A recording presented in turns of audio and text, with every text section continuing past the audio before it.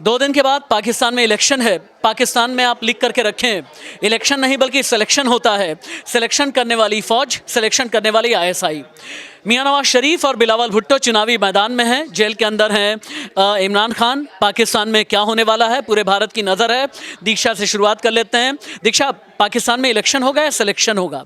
Sir वहाँ तो हम लोग जब से देखते आ रहे हैं, वहाँ पे इलेक्शन नहीं सिलेक्शन होता है। और वहाँ पे आर्मी जो भी जवान वहाँ पे हैं उनकी ज़्यादा मतलब वहाँ पावरफुल ज़्यादा आर्मी है, जो क्योंकि हर सरकार बनाने में उनका बड़ा रोल होता है कि वो सरकार गिरा भी सकते हैं और सरकार बना भी सकते हैं। अब वहाँ पे अगर किसी का चाहे नवाज शरीफ हो या बिलावल भुट्टो हो, इनकी ये तब तक पावरफुल नहीं हो सकते जब तक उनकी फ़ौज उनके साथ नहीं है। तो इसको तभी हम यही बोलते हैं कि वहाँ इलेक्शन नहीं, वो सिलेक्शन होता है। सिलेक्शन होता है और इसीलिए लगभग 7 दशक हो चुके हैं, 7 दशक से ज़्यादा पाकिस्तान पर अस्तित्व का संकट या स्टेबिलिटी का संकट रहता है। इमरान खान जेल के अंदर हैं। इमरान खान की पार्टी के कई नेता ऐसे हैं जो निर्दलीय चुनावी मैदान में हैं। अजीब अजीब किस्म के उन्हें सिंबल दिए गए हैं।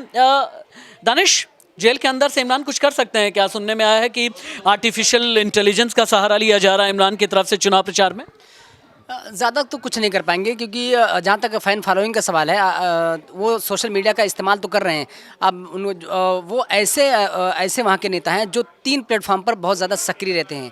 नंबर 1 टिकटॉक, दूसरे एक्स, और तीसरे आपका होता है इंस्टाग्राम। ये 3 प्लेटफॉर्म पर ज़्यादा ज़बरदस्त तरीके से उनकी फ़ैन फॉलोइंग है। 10 मिलियन के आसपास उनके टिकटॉक पर फॉलोअर्स हैं। उसके ज़रिए वो जनसभाएँ तो नहीं कर रहे हैं, बल्कि ये कि उनके ज़रिए जो स्पीच आती है वो अंदर से जो लिख के वो देते हैं, उसके ज़रिए वकील तो उनके एआई के ज़रिए भाषणों, बड़ी बड़ी स्क्रीन पर भाषणों को उनको प्रसारित कर रहा है और लोगों को अपनी तरफ मुतवज्जे कर रहा है। जाहिर सी बात है कि पाकिस्तान में इस वक्त जो चुनाव हो रहे हैं, 2 पार्टियों के बीच तीसरी पार्टी इस वक्त उलझ कर रह गई है। मतलब पीटीआई जो है इस वक्त तीसरी पार्टी के तौर पर दिख रही है।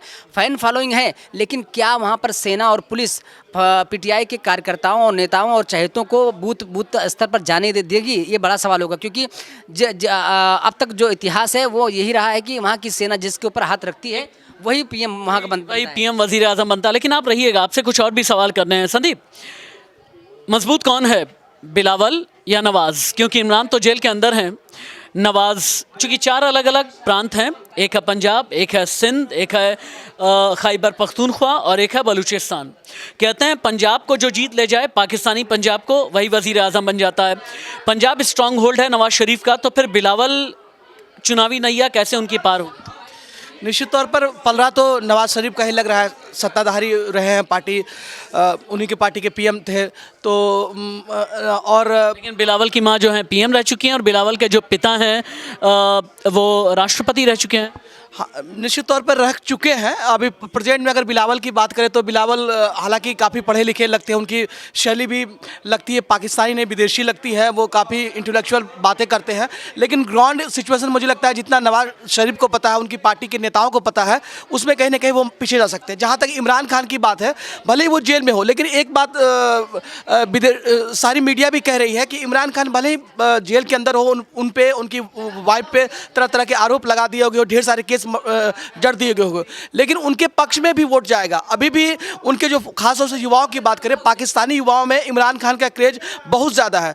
जिस तरह से भारत में मोदी का क्रेज है, उस लेवल का क्रेज नहीं। एक मिनट, हाफिज सुना है? हाफिज सईद की हाफिज जो है लाहौर जेल में है और हाफिज सईद भी चुनावी मैदान में है। हाफिज किसका साथ दे रहा है? हाफिज सईद तो फिलहाल कहीं ना कहीं नमाज को और बिलावल भुट्टो को दोनों तरफ से अभी तक खुल के सामने नहीं आया, लेकिन नमाज को ज़्यादातर वो साथ देने की कोशिश कर रहा है। लेकिन उसके अजीब व गरीब मुद्दे, वहाँ सोचिए पाकिस्तान में जिस तरीके से भुखमरी है, महामारी है, उसके बाद बेरोज़गारी है, बिजली नहीं है, पानी नहीं है। पिछले 1 साल पहले हम लोगों ने कितना चलाया था कि आटे की मारामारी है, रोटी की कितनी सारी किल्लतें हैं, सारी चीज़ें वहाँ पर। लेकिन उस सारे मुद्दों को हटाकर इस वक्त वो जिहाद की बात कर रहा है। ये ताज्जुब वाली बात है कि ऐसे मुल्क में जहाँ पर लोग भुखमरी की कगार पर हैं, उस मुल्क में आज जिहाद की बात की जा रही है। जिहाद उसकी बात, जिहाद का मतलब लोगों ने क्या बना रहा है, जिहाद का मतलब हो कि आप अपने नफ्स से जिहाद कीजिए। जिहाद का मतलब हो कि बलूचिस्तान में जिस तरीके से आप मार धाड़ करें, जिस तरीके से वहाँ के बलूचिस्तानी को लोगों को आप प्रताड़ित कर रहे हैं, उनको सुरक्षा मुहैया कराइए। जिहाद का मतलब ये होगा जिसको जो भूखा है उसको खाना खिलाइए। जिहाद का मतलब ये होता है जो प्यासा है उसको पानी पिलाइए। जिहाद का मतलब ये होता है कि अन्याय नहीं, न्याय कीजिए, इंसाफ कीजिए। जिहाद का मतलब आतंकवाद नहीं। जिहाद का मतलब ये नहीं होता है कि आप बम बारूद उठा लें। जिहाद का मतलब ये नहीं होता है कि आप तबाही कर दें। पाकिस्तान के इलेक्शन को लेकर के जितनी खबरें हैं मैं आप तक पहुंचाता रहूंगा। आप इसी प्लेटफॉर्म पर मेरे साथ में बने रहें, क्योंकि पाकिस्तान में जो कुछ भी हो रहा है, पाकिस्तान में अभी तक किसी भी तथाकथित जमहूरी सरकार ने, यानी लोकतांत्रिक गवर्नमेंट ने अपना कार्यकाल पूरा नहीं किया। इससे पहले आपको याद है इमरान खान की सरकार कैसे गिरी थी। इमरान खान साइफर केस में, तोशाखाना केस में 24 साल से भी ज़्यादा की सज़ा भुगत रहे हैं। इमरान खान की पत्नी बुशरा बीवी ये कह रही हैं कि उनके साथ में गलत किया गया है, लेकिन इतना ज़रूर है कि जेल में रह करके भी इमरान खेला करने की कोशिश कर रहे हैं। इस खेला पर भी हम आपको अपडेट देते रहेंगे। अभी के लिए बहुत शुक्रिया, नमस्ते।